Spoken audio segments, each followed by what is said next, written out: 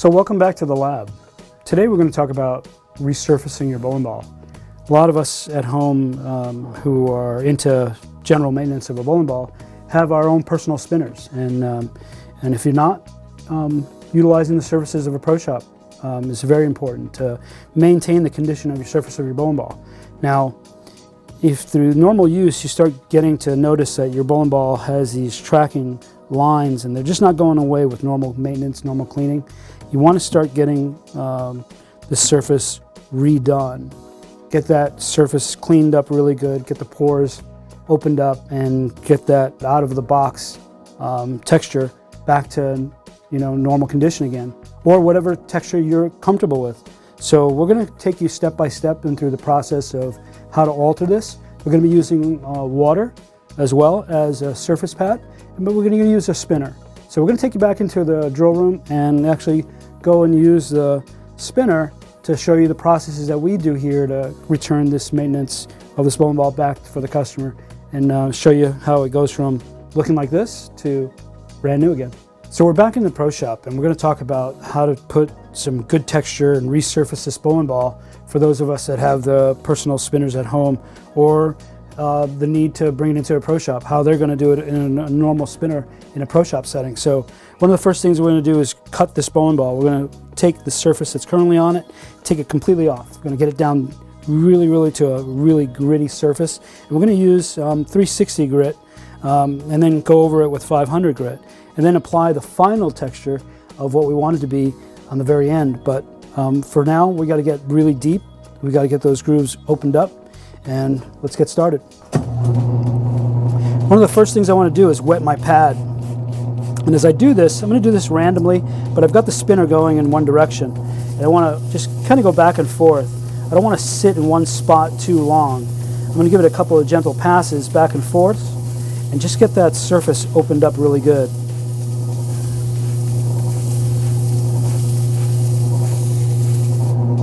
Okay, we've already hit the surface. We're going to go and clean this now.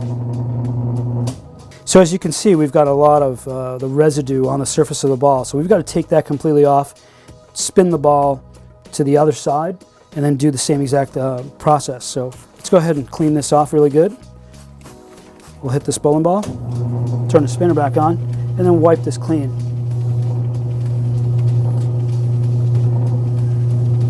Try and use the dry side if you can. Kind of helps us with making sure that it's ready for preparation for the other side, but we can also visually inspect to see if we got a lot of that track off. So let's take a look at it.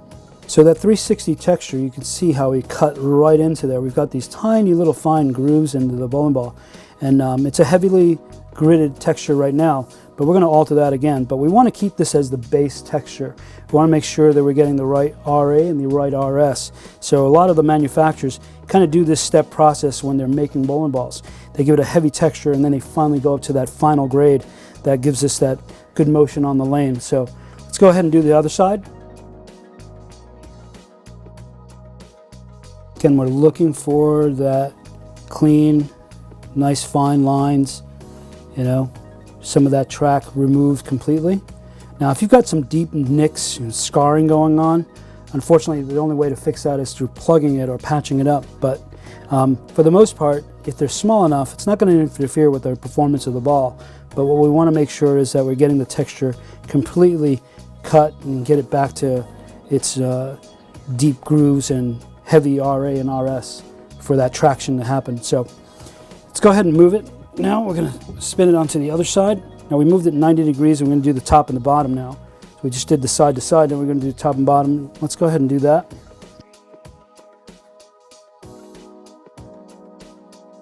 So as it's drying up, you're kind of seeing that there's some randomization. You're seeing lines going this way, you see lines going this way, and we've got now a good 360 base. Now it's time for the application of the 500. So what I'll do is I'm going to go at a totally different angle here. And I'm just going to go move it 45 degrees to that angle and just now start all over again, but this time with 500, and just kind of do this lightly. Not going to do a lot of pressure onto it, just trying to get that texture up and slowly bring it up, but we're going to keep this as the main base of the texture. And then we're going to apply a different surface totally on top of it. Now, you could leave it at this point if this is what you were looking for, but most of the manufacturers, they'll get from a very coarse grade at the lower levels, and then they go up to that finer grade, and that's the final step. If you were going to go and polish on top of this, generally after this one here at 500, they'll go into a polished state, and they'll use some kind of compound polish that'll help make these grit lines even smaller. And they'll do a light application of polish, not a lot, but just a light amount, and just a couple of quick passes. They're not looking to kind of make this thing, you know, mirror finish, but just a light application of that compound, and that'll be just enough to get it to that polished state. So let's go ahead with a 500. We'll let that dry up, and you'll see we're getting more lines into this as well. And again, you've got the 360 base, we've gone on top of it with 500. So we're getting a nice random pattern going here of different grades of grit all around the ball. So let's go ahead and spin that again. Now you're starting to see the actual texture a little bit more even now. It's nice and smooth all the way around, and it's just random. So again, one more time, we're going to go a little different angle. Let's go with the final. How we have random lines going one direction, some others in the other ones, and I can still see some of those 360 lines deep underneath. They're kind of, you know, striated all over the cover stock, so we've got some randomization going on, so it's kind of cool. Now, want to finish it off with the final surface of 2000.